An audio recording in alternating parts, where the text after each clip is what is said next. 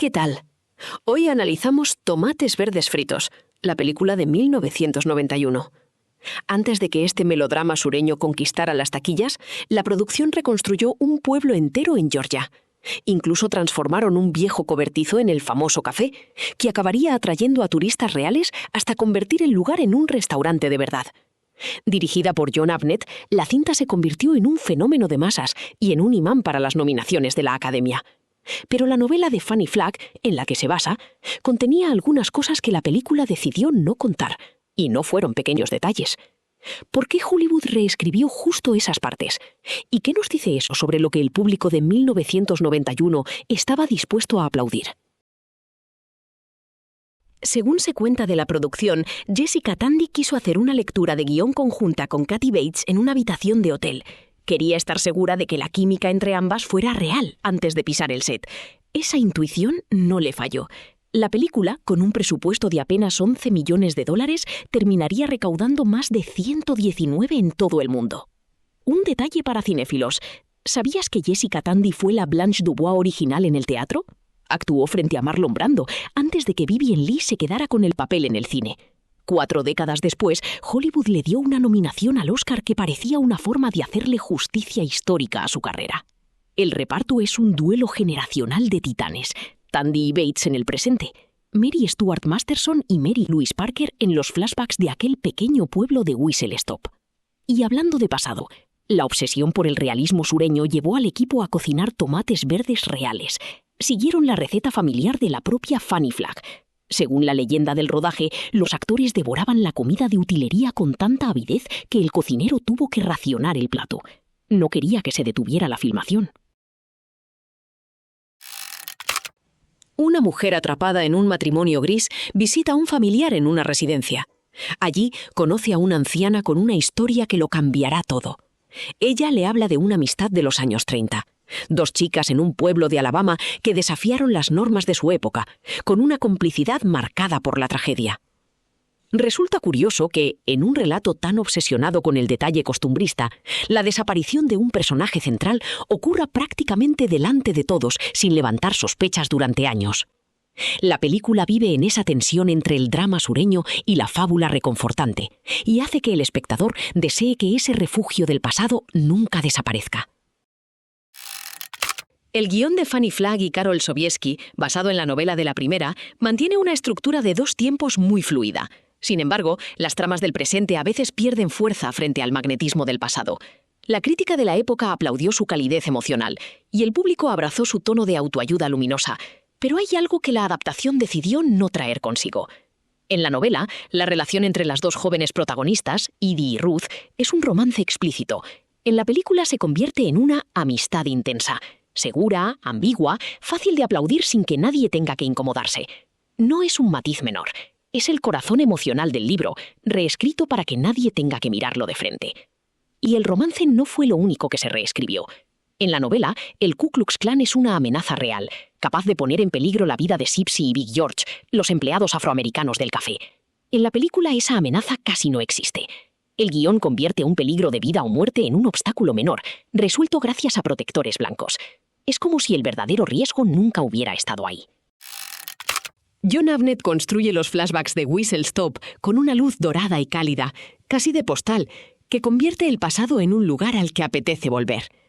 El montaje entre presente y pasado es fluido. Cada vez que la anciana retoma el relato, la cámara nos devuelve a Whistle Stop sin sobresaltos, como si entráramos a una habitación conocida. Esa fluidez visual no es casualidad. La edición corrió a cargo de George Bowers, uno de los pocos editores afroamericanos que lograba liderar grandes producciones en el Hollywood de la época. Resulta fascinante e irónico que fuera su mano experta la que salvara el montaje. Gracias a él, este laberinto temporal suavizado políticamente funciona con un ritmo impecable. Pero esa misma cámara toma decisiones que merece la pena mirar de cerca.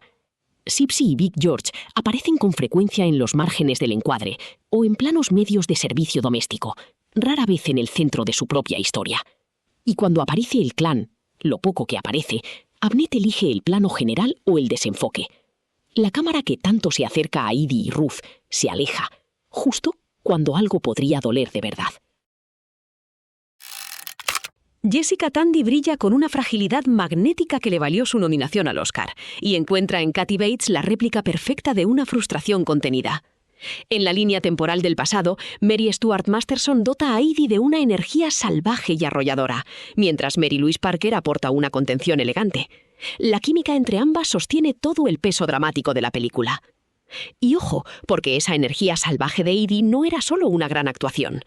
En la famosa escena donde extrae un panal de un árbol, Mary Stuart Masterson está cubierta por miles de abejas completamente reales.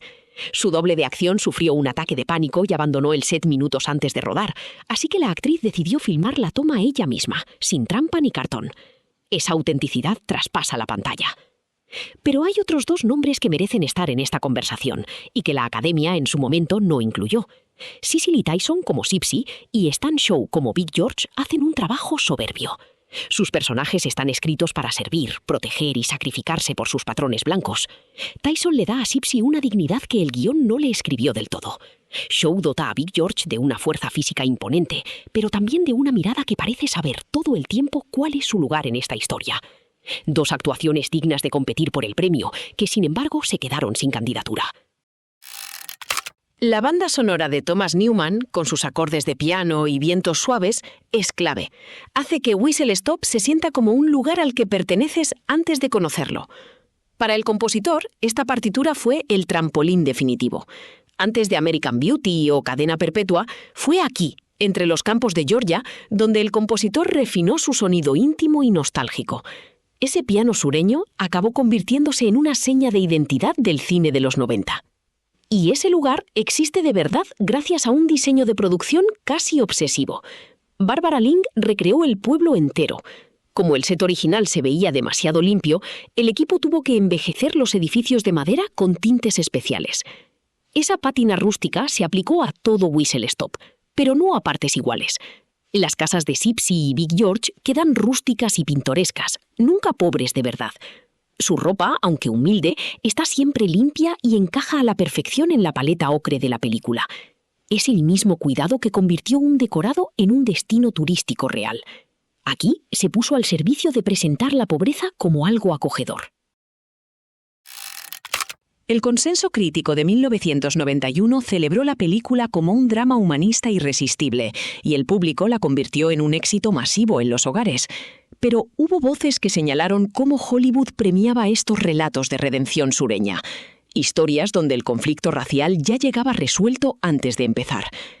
Ese mismo año, la película Boys in the Hood mostraba la crudeza del racismo urbano contemporáneo casi sin filtro. La Academia, sin embargo, se sintió más cómoda con la nostalgia segura de Whistle Stop. No es casualidad. El público prefería una alianza interracial idílica en el pasado antes que enfrentarse a las heridas abiertas del presente. Hollywood obtuvo exactamente lo que quería de Tomates Verdes Fritos: 2 nominaciones al Oscar y una taquilla que multiplicó por 10 su presupuesto.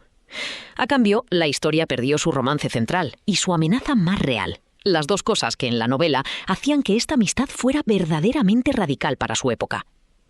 Y sin embargo, hay algo que sobrevivió a toda esa domesticación: la cafetería. El edificio construido como decorado sigue en pie y sirviendo tomates verdes fritos. Hoy sigue recibiendo a viajeros que llegan hasta allí inspirados por la película. Esa salsa dulce, sabrosa y aclamada por el pueblo entero funciona como la metáfora perfecta de esta película. Oculta las aristas más incómodas de la historia bajo una alfombra de nostalgia. Todo para no arruinar el banquete de la reconciliación.